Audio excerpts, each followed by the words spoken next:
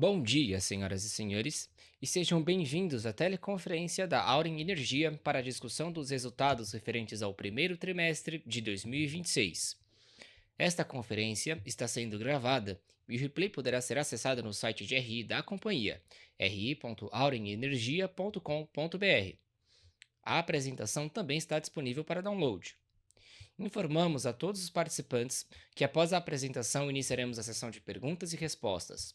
Mais instruções serão fornecidas no início do Q&A.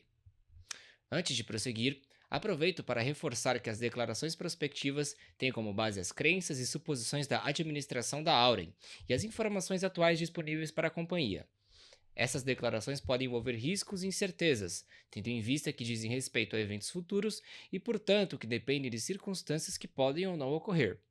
Investidores, analistas e jornalistas devem levar em conta que eventos relacionados ao ambiente macroeconômico, ao segmento e a outros fatores podem fazer com que os resultados sejam materialmente diferentes daqueles expressados nas respectivas declarações prospectivas. Estão presentes nesta teleconferência o Sr. Fábio Zanfelice, CEO da Auren, e o Sr. Matheus Ferreira, CFO e DRI. O time de relações com investidores também está presente conosco. Gostaria agora de passar a palavra ao Sr. Fábio Zanfelice, que dará início à apresentação. Por favor, Sr. Fábio, pode prosseguir. Obrigado. Bom dia, senhoras e senhores. Agradeço a presença de todos em mais esse call de apresentação de resultados, agora referente ao primeiro trimestre de 2026. Seguindo já para os destaques desse trimestre, né? O primeiro aqui, reforçando que nós temos falado há muito tempo, né, da resiliência do portfólio da companhia. Nesse trimestre, pela primeira vez, nós conseguimos, né, através dos ganhos de modulação, compensar, mais que compensar, os impactos do curtailment nos nossos ativos eólicos e solares. Tivemos aí 97 milhões de resultado positivo de modulação contra 86 milhões de resultado negativo do curtailment, superou aí positivamente em 11 milhões de reais aqui o efeito da diversificação do portfólio da companhia. Um outro destaque desse trimestre, né, avançamos aí com a reorganização societária, aprovando a primeira fase. Essa reorganização que tem como foco concentrar todos os ativos debaixo de um único veículo, principalmente aqui os ativos hidrelétricos, como uma forma aí de simplificar a estrutura societária da companhia e também ajudar aí na gestão tanto do caixa como do endividamento. Em relação à eficiência e gestão dos custos da companhia, os custos da companhia cresceram nesse trimestre em relação ao primeiro trimestre de 2025, 3,8%, contra uma inflação acumulada de 4,2%, que demonstra aí a disciplina da companhia, né, não só em capturar sinergias da integração com a ES, que foi o nosso objetivo do ano passado, mas continuar apresentando ganhos reais aí de redução de custos.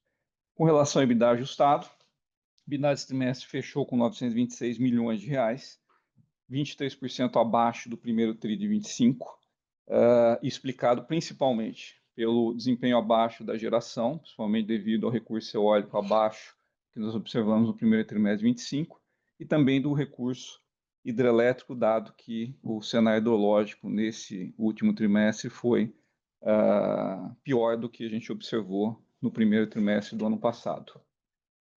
No tema aqui de disciplina financeira, nós fechamos aqui o trimestre com redução importante da dívida líquida de 135 milhões de reais, encerrando o TRI também com uma relação dívida líquida EBITDA de 5,2 vezes. Mas mantemos aqui a nossa trajetória, né, de desalavancagem, um pouco mais estável nesse ano de 26, mas como já havíamos comentado, a partir de 27, a gente vai ter a previsão de uma redução expressiva dessa alavancagem. Por fim, aqui no lado da expansão da geração da companhia, trazemos aqui o projeto Cajuína 3, que já tem praticamente mais de 70% do seu cronograma físico-financeiro já cumprido, né, com a previsão de entrada em operação em dezembro deste ano, dentro do cronograma previsto e do orçamento também planejado quando foi aprovado esse projeto. Indo para o mercado de energia, esse trimestre é um trimestre bastante atípico, que nós começamos o período úmido 25-26 bastante apreensivos, porque nós observamos no final do ano passado uma ENA, né, no último trimestre de 68% da MLT, contra uma ENA de 90% da MLT no mesmo trimestre de 24. Apesar de 25 ter encerrado, né, com armazenamento de 45%, que a gente vê no gráfico aqui da direita, essa recessão hidrológica que nós observamos, né, tanto no início do período 1 como também até o mês de janeiro, atingimos aí 65% da MLT, que foi um dos piores janeiros da história, causou um pouco de apreensão no mercado em relação a como se daria o final desse período úmido. Felizmente, a partir de fevereiro, houve uma reversão desse cenário, fazendo com que a ENA voltasse, né, de uma forma consistente, né, atingindo aí, fechando o trimestre com 79% da MLT, abaixo dos 84% observados no primeiro trimestre de 25, mas foi suficiente aí para que nós atingíssemos o nível de armazenamento, né, de 69% ao final de março, muito alinhado com o mesmo nível de armazenamento que tínhamos no final de março de 2025. Então, apesar de ter partido com um gap de 8 pontos percentuais no fechamento do ano de 25 contra 24, houve uma recuperação bastante importante ao longo desse trimestre, o que traz um pouco mais de tranquilidade em relação ao cenário para os próximos trimestres. No próximo slide, nós trazemos aí como foi o atendimento à carga, né, por fonte, e também comentando um pouco sobre aqui o GSF. Vocês podem observar que a demanda, o consumo do Brasil no primeiro trimestre de 26 foi muito próximo do mesmo consumo que tivemos em 25, 86 gigawatts médios. São temperaturas mais amenas nesse último trimestre em relação ao ano de 25, em função do cenário hidrológico menos favorável que nós observamos no ano passado. Nós tivemos uma geração hidrelétrica 5 pontos percentuais abaixo nesse trimestre, e também tivemos impacto, né, na geração eólica. Apesar dela ter ficado alinhada em relação ao mesmo percentual do ano passado, ela foi menor em valores absolutos nesse trimestre, em função também do crescimento da micro e mini geração e do maior despacho térmico, né, cerca de 4 pontos percentuais acima do que nós observamos no primeiro trimestre de 25, devido ao PLD mais alto, em função da hidrologia. Os preços ficaram mais altos, que também endereçaram aí um maior despacho térmico nesse período. Conclusão disso, o GSF, né, que havia sido observado, havia superado 100% no primeiro trimestre de 25, ele fechou o trimestre com 91%. E temos aqui duas explicações. A primeira relacionada ao que eu comentei agora, né, o cenário hidrológico mais excessivo fez com que a geração hidrelétrica fosse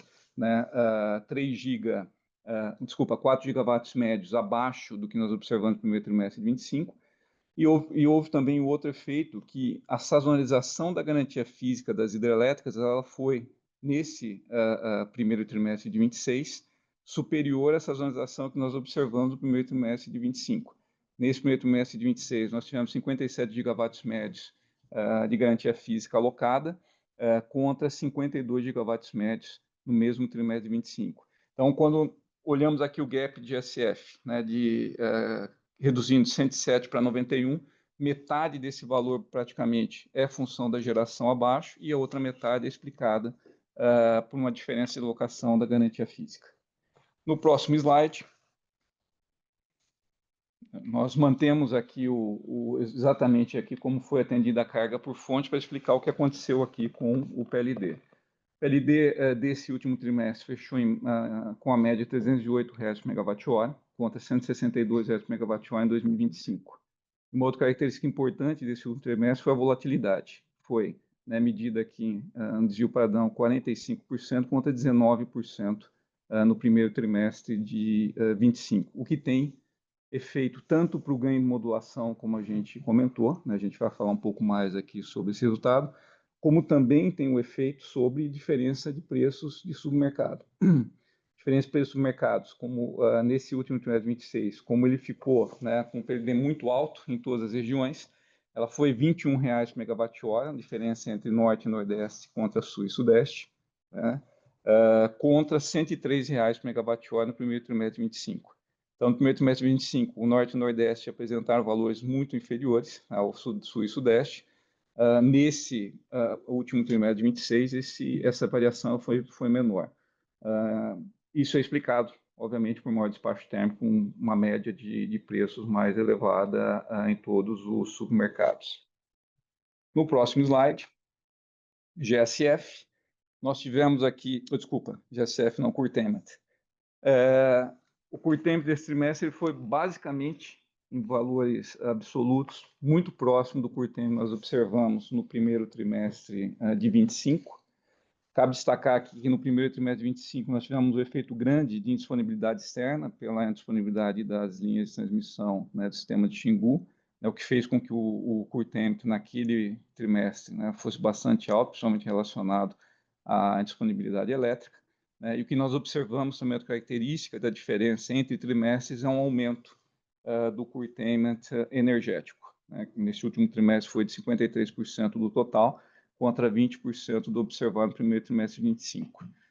Isso já é uma característica da evolução do curtailment, muito motivado pelo crescimento da micro e mini geração, que agrava aqui o curtailment por razão energética. No total aqui do SIM, o curtailment da fonte eólica fechou em 15% em média e na fonte solar 16%. Indo para o desempenho operacional, como nós havíamos comentado, o desempenho de geração ele foi inferior para todas as fontes nesse trimestre, comparado com o ano passado. Porém, disponibilidade das eólicas continua bastante alta, haja vista os números que nós tínhamos, né, antes da integração com a AES, fechando o trimestre com 94%. A geração eólica, no total, fechou 85% do percentil 90 da certificação dos parques, porém a potencial, quando a gente agrega o curtailment, chegou a 97% do P90. O curtailment, como nós já havíamos comentado, no SIM para as eólicas foi 14,9%. No nosso caso aqui, na mesma base de comparação que considera o curtailment bruto, a ONE apresentou para as eólicas 14,8% de curtailment. Excluindo o ressarcimento, né, pelo curtailment das razões de disponibilidade externa, nós fechamos aqui o trimestre com um curtailment de 13,4% para a fonte eólica. Para a fonte solar, a geração total foi 79% do P90. Se agregássemos aqui o curtailment, chegaríamos a 98% do P90. O curtailment no Brasil foi 16,2%, curtailment bruto. Nós apresentamos o curtailment um pouquinho, levemente acima, 16,4% em relação comparado ao SIM. E o curtailment equivalente aqui líquido de indisponibilidade externa fechou perto de 16,2%. Então, muito próximo do curtailment bruto. No slide seguinte, em relação ao desempenho comercial, a gente começa a trazer aqui um pouco uma mudança de característica bastante importante nesse trimestre. O que nós trazemos aqui, estamos trazendo 4 gráficos. Os 2 gráficos de cima fazem a comparação em relação ao PLD versus o custo de compra de energia para compensar o curtailment no mercado livre. Consistentemente, nós temos visto, né, que essa compra ela é abaixo da média de PLD, muito em função da característica do curtailment por razões energéticas que acontece majoritariamente nos finais de semana e no meio do dia, onde o PLD acaba tendo um preço menor. Mas a característica mais importante é que a gente tem observado um gap maior no último trimestre e principalmente no último mês de março. A gente pode observar que nós tivemos preços muito maiores nesse trimestre, porém o custo de compra desse curtailment aqui, principalmente aqui para a fonte solar, que é o primeiro gráfico, ficou bem abaixo do PLD. O mesmo acontece, né, para a compra de energia para os parques eólicos solares que estão instalados também na região Nordeste.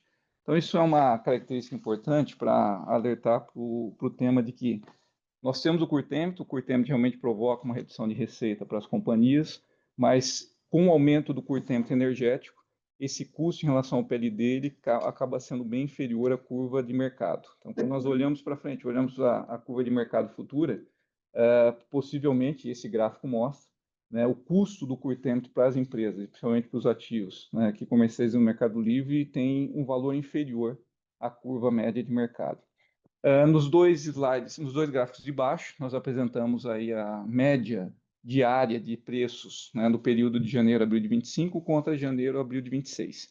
E aí a gente fala um pouco também, né, para mostrar um pouco a diferença de característica desses dois trimestres.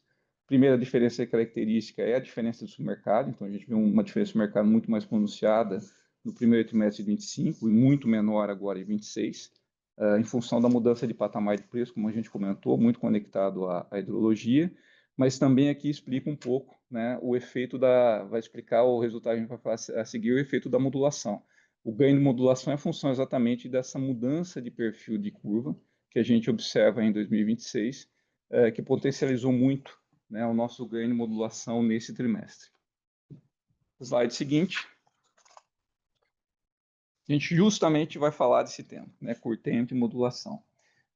Nós fizemos a medição aqui ao longo do tempo, né, do valor real por megawatt-hora do ganho de modulação em cada um dos nossos ativos.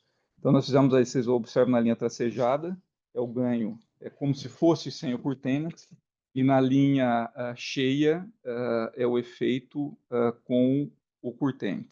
Então, aqui a gente tem um efeito bastante interessante, porque o curtailment ele acaba acontecendo, como a gente comentou, no meio do dia, o que traz para a eólica um ganho de modulação, né? E também para a solar levemente, né? Melhora, mas ainda a solar acaba tendo sempre aqui um ganho de modulação negativo. E para a hidrelétrica ele é levemente positivo também, né? E a gente observa que a hidrelétrica tem uma consistência aí, em ganho de modulação ao longo do tempo, crescente, e com a mudança de perfil, com a mudança do perfil de preço, né, como a gente viu no último slide, a tendência é que a hidrelétrica avance nos ganhos de modulação. Dito isso, a gente mostra aqui no slide, no gráfico da direita, né, como evoluiu o curtailment e o ganho de modulação ao longo do tempo, e a gente demonstra aí, então, né, pela primeira vez nesse trimestre, que os ganhos de modulação superaram aí o impacto do curtailment, né, no portfólio da companhia. Okay? Slide seguinte. Falando de comercialização, grande mudança aqui no portfólio de comercialização foi 55 megawatts médios aqui, né, de venda que nós fizemos na autoprodução entre os trimestres. Essa autoprodução ela não foi fechada a preço fixo, ela está atrelada à curva de preço de mercado a longo prazo. E aqui só não está mencionado que é a curva de preço de mercado a longo prazo mais o spread, que hoje é da ordem de R$ 58,00 por megawatt-hora. Tá? Então, esse é um modelo diferente de autoprodução, a primeira vez que nós vendemos esse tipo de produto, que é uma autoprodução associada à curva de preço a longo prazo. Então, se a curva de preço, que é a tendência que nós estamos observando, crescer ao longo do tempo, essa venda, obviamente, ela será vantajosa também, porque ela vai acompanhar a curva de preço longo, mais um spread de R$ 58,00 por megawatt-hora. E a gente demonstra que no longo, né, estamos aí descontratados, o que a companhia está aí muito bem posicionada para se beneficiar também de eventual aumento dos preços de mercado no longo prazo. No próximo slide, nós vamos falar agora do desempenho financeiro. Vou passar para o Matheus aqui falar sobre os resultados financeiros. Matheus. Obrigado, Fábio. Bom dia a todos. Na página sobre desempenho financeiro, reforçar o tema que o Fábio trouxe no início da apresentação. A gente teve um resultado um pouco mais fraco comparado com o primeiro trimestre de 2025, muito por conta de um operacional mais fraco por conta do recurso. Tanto eólico, solar, como hidrelétrico, as três fontes, elas performaram operacionalmente pior do que o que a gente performou no primeiro trimestre de 2025. Em adição a isso, a gente também teve um resultado da comercializadora um pouco mais fraco, lembrando que no primeiro trimestre de 2025 a gente teve um resultado muito forte, principalmente por conta dos preços de submercado, o que não aconteceu, não se materializou na mesma intensidade nesse ano. No lado positivo, também como bastante colocado pelo Fábio, a gente teve ganhos importantes de modulação e teve também a manutenção do controle sobre custos e despesas da companhia. Então, também como o Fábio bem colocou no início, a gente teve um crescimento dos custos e despesas num percentual inferior à inflação do período. Importante notar também que não tem nessa página, mas está no release da companhia, esse é o primeiro trimestre que a gente abre o EBITDA, ou volta a abrir o EBITDA da geração por fonte. A gente fez um trabalho longo depois da transação com a AES para conseguir fazer um rateio adequado entre as diferentes fontes da companhia. Nesse primeiro trimestre, a gente volta, então, a abrir o resultado e EBITDA da companhia, não só por fonte, não só por geração e comercialização, mas agora quebrando também por fonte dentro da geração. No slide seguinte, o endividamento da companhia, a gente termina o trimestre com uma alavancagem de 5,2, então marginalmente acima do que a gente tinha fechado em dezembro, que foi 4,8, em linha com o que a gente já tinha comunicado ao mercado no ano passado, quer dizer, o ano de 2026 vai ser um ano de platô, a gente vai terminar o ano ao redor dessa alavancagem, e aí volta a ter uma desalavancagem mais forte a partir de 2027. A gente não tem nenhum vencimento em nenhum ano, nos próximos anos, como a gente pode ver no gráfico embaixo. A gente já teve um vencimento importante em 2026, ao redor de R$1 bilhão, a gente tem mais 500 milhões até o final do ano, a gente não tem que fazer nenhuma captação nesse período, a gente já está com geração de caixa, e com caixa que a gente tem hoje, já é mais do que suficiente para fazer o pagamento desses 500 milhões em 2026. Então, a gente só vai fazer alguma captação em 2026 se a gente tiver uma boa oportunidade de mercado. O mercado de dívida, como os senhores sabem, nesses últimos meses tem sido mais estressado, então a chance da gente não fazer nenhuma captação desse ano é bastante grande. A gente pagou de dezembro para cá, como mencionei, R$1 bilhão, a gente pode ver no gráfico em cima, a gente pagou R$1 bilhão, e terminamos então com uma dívida bruta de R$23,7 bilhões, com custo médio bastante competitivo, que é CDI menos 2,9%, e permanecemos aí com AAA pela Fitch e pela Moody's. Se a gente seguir adiante, falando um pouquinho sobre a reorganização societária, esse é um tema já conhecido, a gente já tinha anunciado em trimestres anteriores o plano da companhia de fazer. O que a gente fez nesse trimestre foi o início da execução. Então, a gente aprovou nos órgãos de governança da companhia, tanto no Conselho de Administração como na Assembleia, a execução do que a gente chama fase 1. A fase 1 ela é a incorporação pela Auren Operações da Auren Participações. Com isso, a gente já elimina uma holding de capital aberto, e aí a gente passa para a execução da fase 2, que é a fase final, onde a gente vai incorporar a Auren Operações pela CESP, e dessa forma atingir o nosso objetivo de concentrar todos os ativos hidrelétricos em uma única companhia, que será a CESP. A nossa expectativa é terminar a fase 1 ainda no primeiro semestre, e a nossa expectativa é terminar a fase 2 no final de 2026 e início de 2027. Com isso, eu passo para o Fábio para terminar a apresentação. Obrigado, Matheus. Considerações finais, bem rápido aqui. Uma visão aqui de 2026, após trabalho bastante intenso do time aqui na integração dos ativos da AES ao longo de 2025, a companhia agora tem um foco realmente mais profundo aqui no tema de eficiência operacional e de melhoria contínua. Então, a companhia vai estar trabalhando ao longo de 2026 na implementação do sistema do orçamento base zero.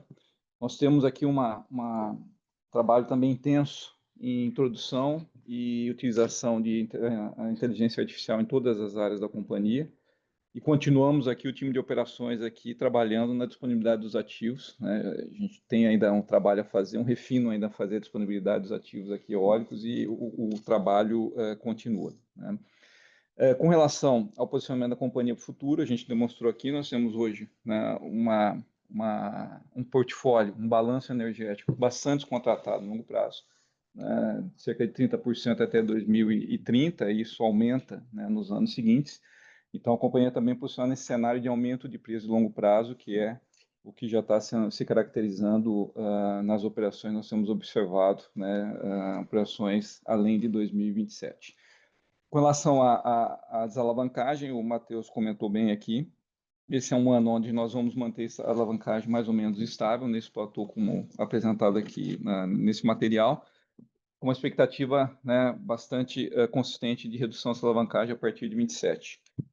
No que concerne os temas regulatórios, continuamos trabalhando para que seja publicada, né, o resultado da consulta pública que tem hoje no Ministério de Minas e Energia em relação à correção dos valores de investimentos prudentes da CESP. Lembrando que a ANEEL aprovou uma indenização da ordem de R$ 500 milhões. Esse valor tem que ser corrigido no tempo, né, desde 2015. Então, o time regulatório da companhia tem trabalhado nesse tema, bem como aí a conclusão da consulta pública 210, que trata do termo de compromisso para a solução do curto termo do passado, e também, né, discussões aqui, além do termo de compromisso, para ver como endereçamos aí os outros temas relacionados, né, ao curto termo, que hoje é o principal tema do setor. Como o Matheus comentou, a organização societária aqui em curso, nós vamos concentrar todos os ativos hidrelétricos na CESP. Os ativos, depois de quase 30 anos, voltam para o CNPJ original, né? Lembrando que a CESP, quando foi privatizada, deu origem à CESP Tietê, depois a CESP Paraná, e hoje parte desses ativos vão ser concentrados aqui num veículo só. E com esse objetivo de gestão, né, de caixa, gestão do endividamento da companhia, né, e tornar realmente o ativo único, que tem uma simplificação bastante importante para a gente aqui, né, no dia a dia da empresa. Muito bem, concluímos aqui, a gente passa agora para a sessão de perguntas e respostas. Iniciaremos agora a sessão de perguntas e respostas. Caso deseje fazer alguma pergunta, por favor pressione o botão levantar a mão. Se a sua pergunta for respondida, você pode sair da fila clicando sobre abaixar a mão.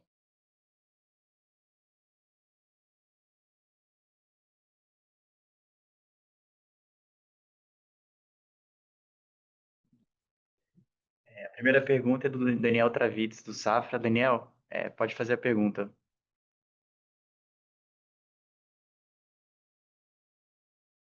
Oi, pessoal. Estão me ouvindo? Estamos sim. Boa.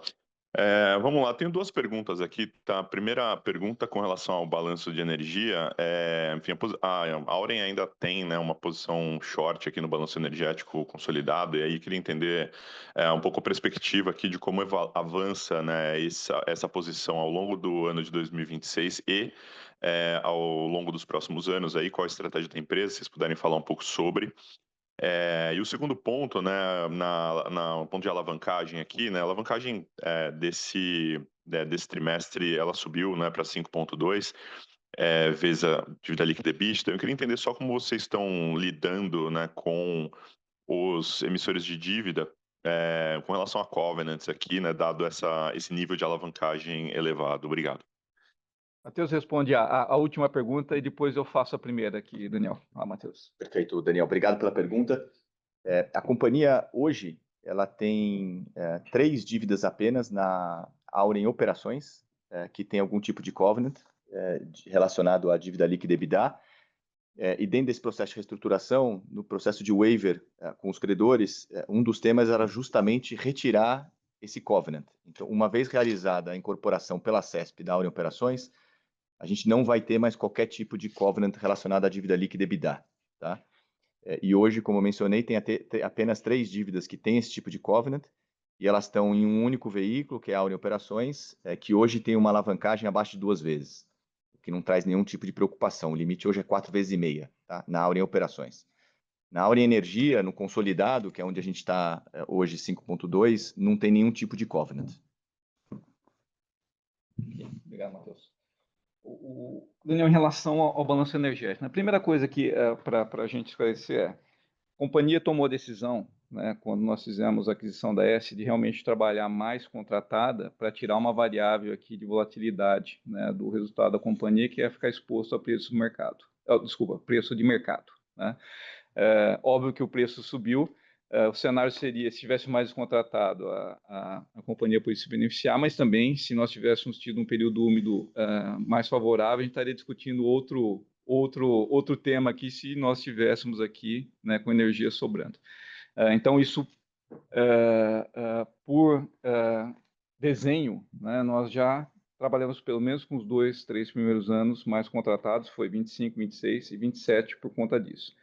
O que originou aqui o nosso déficit em 26 e 27? Na margem, ele foi originado pela entrar no leilão de energia existente, né, que nós vendemos energia no Nordeste. Essa foi uma estratégia da companhia de se posicionar, né, short no Nordeste ou minimamente reduzir a nossa posição no Nordeste. Nós temos ativos lá no Nordeste para justamente não ter o risco do mercado como a gente viu nos anos anteriores.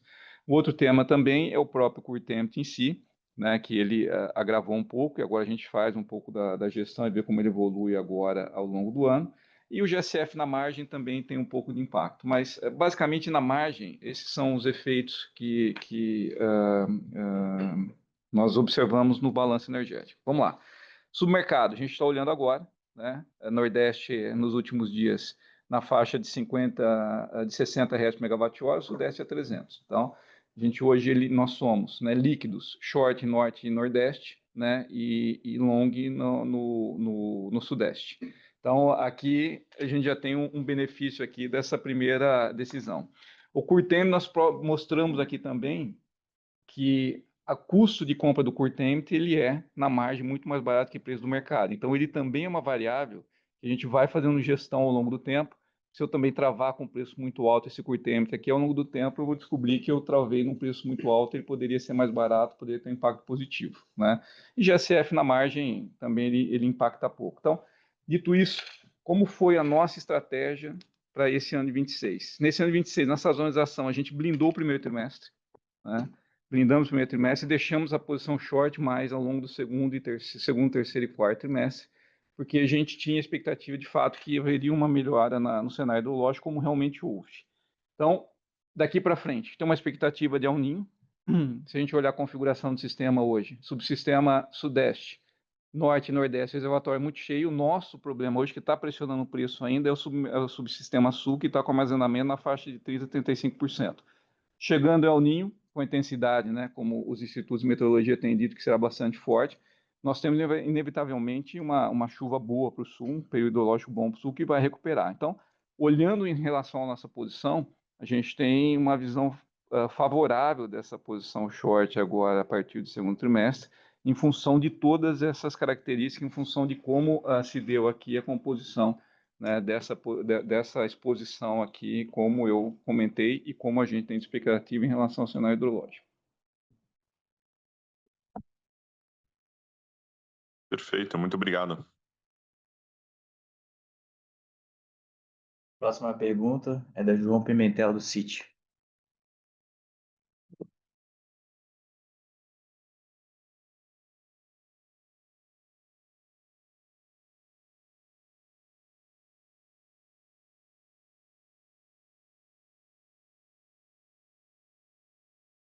Alô? Oi. Acho que agora Estamos te foi. ouvindo. Estamos te ouvindo. Beleza. Obrigado, pessoal. Só pegar um pouco o gancho aqui da pergunta do Daniel. Sobre essa expectativa, né? A agência lá, a NOAA, está dizendo que agora a expectativa de El Niño para o segundo semestre está na casa de 62%, né? A dificuldade é prever o que seria a intensidade desse El Niño. Mas a gente ainda está vendo os preços aí, acho que por conta, né, dessa escassez no sul, ainda muito altos para o segundo semestre, né, de 26, né? Você pegar aí BBCE, a gente está vendo o preço aí na casa de 280, 300, 330, alguma coisa por aí. Aí eu queria entender de vocês, assim, o que vocês, que cenário base, assim, vocês estão trabalhando para esse cenário de PLD para segundo semestre, né? E também entender como que isso afeta, né, esses eventuais ganhos de modulação, né, que vocês, enfim, que a gente viu bem presentes aqui no primeiro trimestre, entender o que vocês estão esperando desses ganhos de modulação para o restante do ano. É isso. Obrigado. Bom, acho que você colocou o cenário certo, né? A gente vê hoje no mercado um preço mais pressionado do que a expectativa mostra em relação à hidrologia. Tem uma variável liquidez que não pode ser descartada, então uma boa parte desse preço mais alto em relação às rodadas de modelo tem um spread de liquidez aí, porque o mercado realmente tem girado muito pouco, né? E aí a gente pode tentar se explicar liquidez de várias formas, João, né? Mas eu acho que todas as formas aqui, o que a gente olha é, tá bom, tem liquidez empossada em alguma empresa, tem liquidez empossada em outra, ou tem hoje, por conta, né, dos temas das comercializadoras também, um pouco mais de aversão a risco em fechar contratos, tem a gente pode aqui ficar discutindo horas aqui em relação a qual é a origem desse tema de falta de liquidez. O fato é que, de fato, existe um prêmio de liquidez e que isso vai sendo dissolvido ao longo do tempo, né, à medida que o cenário hidrológico se configure. Então, esse é um dos motivos pelo qual a gente entende que o preço que está em tela hoje, né, no mercado, ele é acima da nossa expectativa. Então, esse é o primeiro ponto.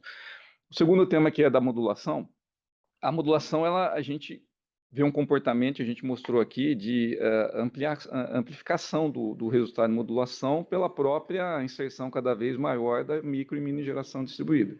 Então, vai continuar pressionando os preços no meio do dia, né, e vai tensionar mais ao final do dia. Então, a gente realmente vê uma mudança que já vinha acontecendo ao longo do tempo do perfil do PLD, e isso realmente beneficia quem tem portfólio diversificado, quem tem um portfólio não só de hidrelétrica, mas também alguns perfis de eólica também ajudam nesse processo, né? Então, a gente observa realmente uma continuidade aí nesse benefício, né, do perfil de modulação ao longo do ano.